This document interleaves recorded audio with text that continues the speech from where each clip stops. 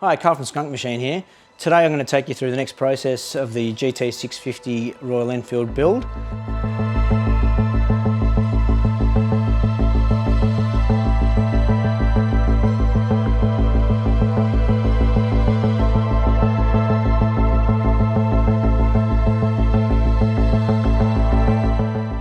I'll show you some techniques in the clay modelling, the design development and the surface development.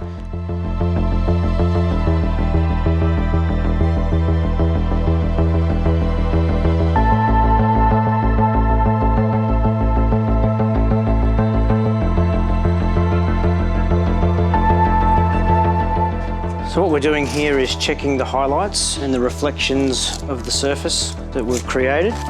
We call this surface language. The beauty of using clay is that we can manipulate these surfaces until we get the perfect highlight and basically give the light the direction that we want it to travel along the surface. By manipulating the clay surface, we can direct your eye to where we want you to look. We can create highlights and shadows in areas just by simply moving the clay surface around, and you can clearly see that with the tin foil. And we've got Kevin from Scan Express here today, also scanning some data and collecting the information that we're going to need for the CAD process. My name is Kevin Warwick, and my company Scan Express has come in here today to help Carl with the GT650. The process is going to be, I'm going to be 3D scanning the geometry of the clay panels that Carl's prepared and turn it into a digital file which will be used for downstream.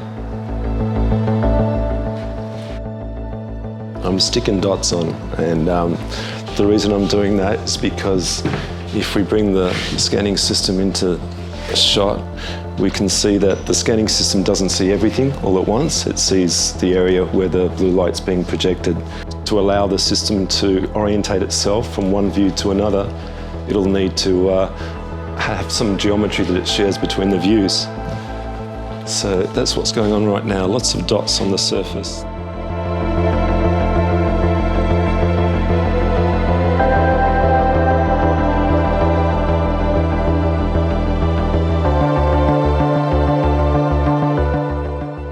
Probably end up using a little bit of scanning spray. So this is a specially developed powder that you spray on, and it will sublimate, or it will disappear, evaporate within a couple of hours after we spray it, but it will just create a nice flat surface rather than a reflective surface.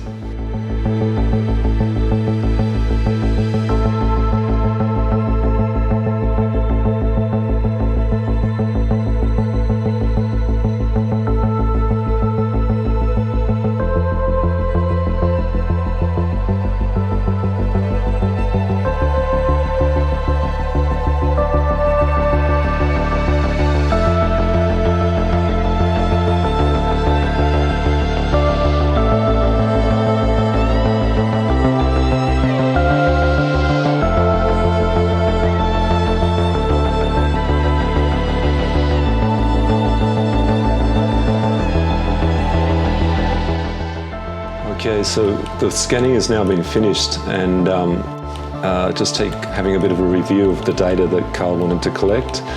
As you can see, both sides of the bike have been captured, and some of the key mounting points, most of the fender, basically all the geometry that's going to be needed to create the patterns for producing this bike. It's really clean data, good detail, and yeah, we move on to the next stage.